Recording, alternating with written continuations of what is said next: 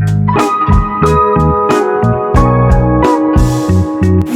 here we are, another episode of Cooking with Blondes. We have Kathleen back in the kitchen today at Shakers, and we're going to do something really simple. Of course, we just had Mardi Gras last week, whole world at Mardi Gras. And one of the things I really enjoy about New Orleans cookery is the redfish. Redfish almost was extinct thanks to a phenomenal chef named Paul Prudhomme, who really discovered this guy and really made it something that everybody had to have it, and decimated the agriculture of fishing for a moment. Fishiculture, aquaculture, thank you. Anyway, so the one fish, two fish, redfish, bluefish. This is a red drumfish. It looks like this on the outside. It's not really red. It's got a little bit of that coral kind of complexion to it. The meat is delicious tasting. Now I'm going to blacken this. Again, a process that's been around forever, but really until Chef Paul did this at K. Paul's restaurant, it was nothing. What I'm going to do is just take it like this and cut it through, and they're going to bathe it in butter. And this butter is not necessarily clarified butter. You can use that if you want to. It's just butter that I had sitting on top of our, we have a stock wing right there with some chicken in it. And I just put this on top to just casually melt that. So this little guy is going to be right like that, and Kathleen is going to have the opportunity to blacken it. So now with that, we're taking our own blackening blend that we have here at Shakers, and which we'll be happy to share with you at some point as well. But just dredge this guy and get him really all sides. Okay. Get your hands full of buttery stuff. Buttery goodness, you might say. Now, while Kathleen's doing that, I'm going to get this pan hot. How hot? Let me see, 460 right there. And then flip her over.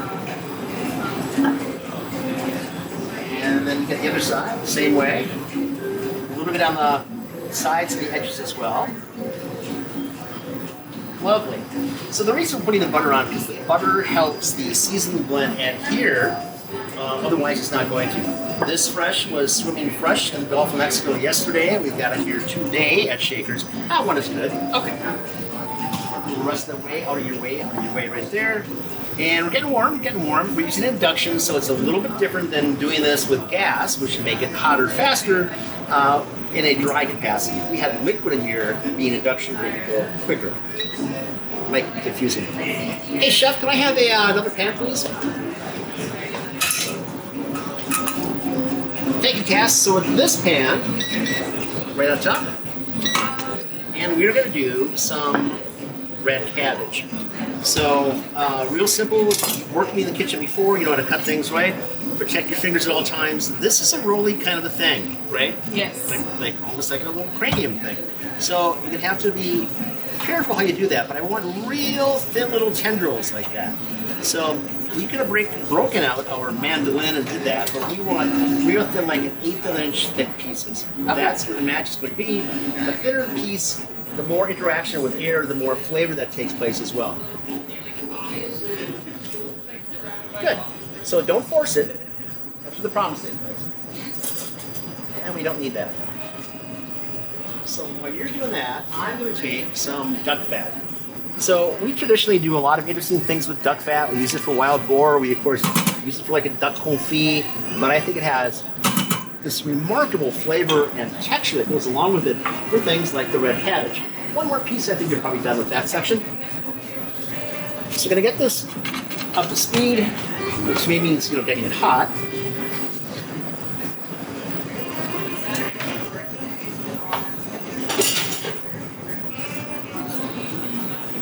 So you can feel the heat, right? Feel the heat. Yes. So we're getting there, but not quite. So while this is working along, we're going to take this, we meaning you, and you're going to put it in here, but you're going to break it as well. Okay. Woo.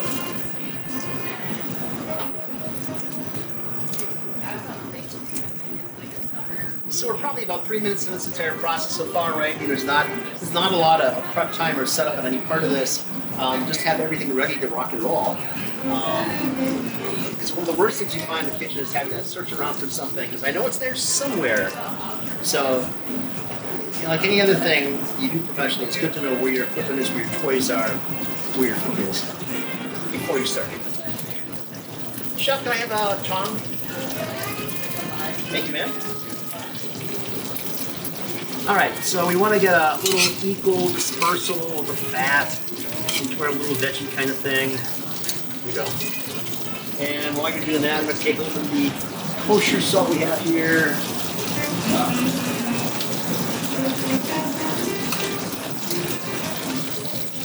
It's here. You can smell the steel getting hot. Smell that steel getting hot? Yes. Chef, do you have the fish burner somewhere in your vicinity? Looky, looky, it's my favorite blue handle one too. So that's going to be just fine, kind of sweat yourself down. You expedite the process a little bit after you take a cover, just a lid like that. You know, it doesn't have to be a little handle lid, just make sure you don't burn yourself. So this is a fish turner, flipper, it's got a variety of different names to it. What I want you to do is get underneath this. And if you don't do it casually, I want you to get underneath it. Okay? Okay. And pick it up and put it flat down to the center. Okay. When you do that, your left hand should be holding the handle. Gotcha.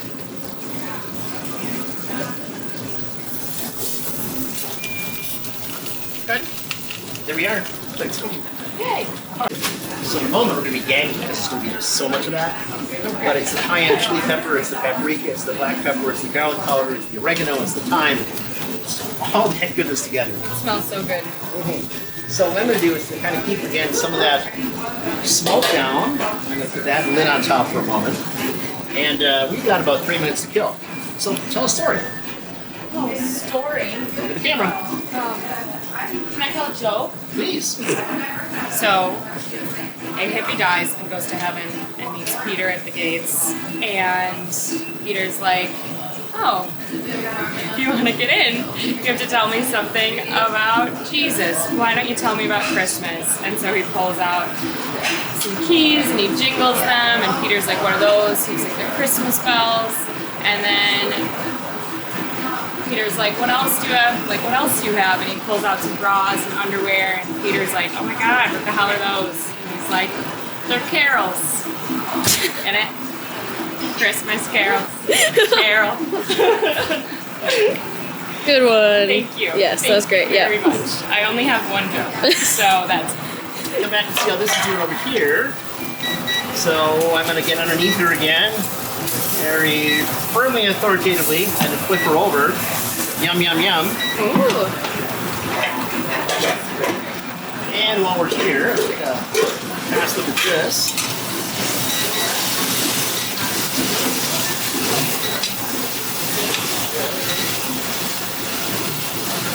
So this is what I meant by get the real thin pieces, just a little bit. Okay. So what happened is here it's close to 1/8 of an inch, but the real thin things are almost like a little nesty thing, and they both aesthetically give you.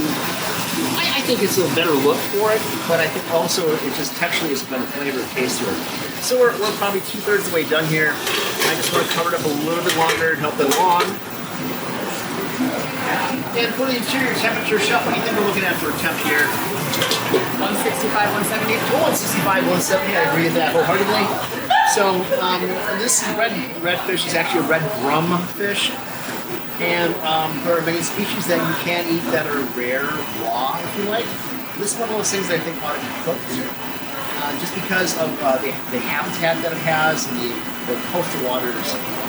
So my preference is to cook this just a little bit longer. And that crust is phenomenal. Keep in mind that there's a carryover temperature as well. So if we were to pull this off at 140, it's going to climb to 155, 160 by itself in the span of probably 5 or 7 minutes. So there's all sorts of things, like many meats that you make, you should actually let rest for a while. And there's an awful lot of seafood as well, you should let it rest for a moment. Even, quite frankly, pizzas are best if after you pull them out, people have set up for a moment before you cut. So time really can be your friend. I'm going to take our little temperature reading kind of a thing over here. Anybody have a guess as what it's going to be? No, hopefully the right ones. We're currently at 165, it says on this side, which is pretty darn cool. Get it back there for a moment. Looks to me like we're done. And if you were to put this in here, no, that says to me we need to cook just a little bit longer, right? So it's always good to not just rely upon devices like this, but really to take a moment and inspect that for yourself. So what I'm going to do is lid back on. The lid is going to maintain some temperature in there. But you got a real nice crust that's built up on this. And I might take that down just a little notch or two, just under 400 degrees. And I'm going to guess that this is done. If you'd rather bake this dish, you certainly can. You can grill this outside. You don't have to worry about these smoke detectors going off in your apartment or house. So I think that we're in pretty good shape with that. I'm going to take a deep plate or a bowl like this. And I'm going to have you then put the cabbage in the center of that. You don't have to use all of it, you can just pile it there. Okay. But that'll be your nest here.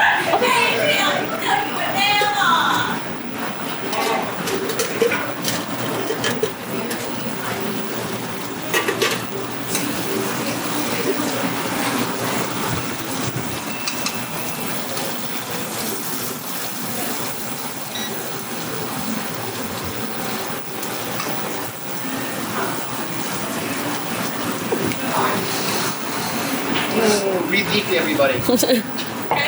Yummy, yummy, steamy, steamy. All right, so take this guy.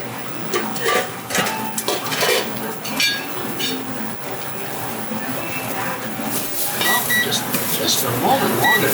So this is a particularly thick piece we got right here. So often what you're going to go, especially if you're in New Orleans, your slice of redfish are going to be maybe about that thick or about twice that. And because of the thickness, that's where the extended cooking time is going to take place. Sizzle, sizzle. We could at this point get ourselves a little bit of this melted butter as well.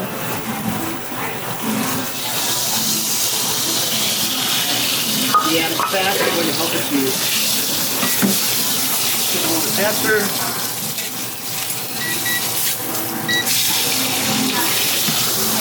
Like the hundreds of other episodes that we've done here at Shaker, nothing is scripted. This is the exact same way that we make things every day on the line. So we don't have a phalanx of laundry chefs and kitchen school people that are here as interns putting this all together. This is us cooking live. And this is what you'll be doing at home. So, you know, experience the magic, and there is a little challenge to everything in life. That looks pretty good to me. Again, there will be some carryover to cooking. Take this off now. Put this on there. Perhaps a little touch of remoulade or something like that, and I think that's going to be a great meal. Yes. Again, I'm going to hit this with just a little bit more of this. I'd also recommend Crystal hot sauce. It is the best hot sauce on Louisiana and goes perfectly with dishes just like that. So, if you like to go grab a table and a fork, maybe Brooke wants to see you take a piece off of this and enjoy the goodness. Yeah. Folks, hope you enjoy this. It takes very little time, very little effort, just a desire to do something that you typically don't get. So, hope to see you soon. Hope you enjoy this. And be good to yourselves. Be good to the people that you love and the people that you care about, and of course your family. Cheers.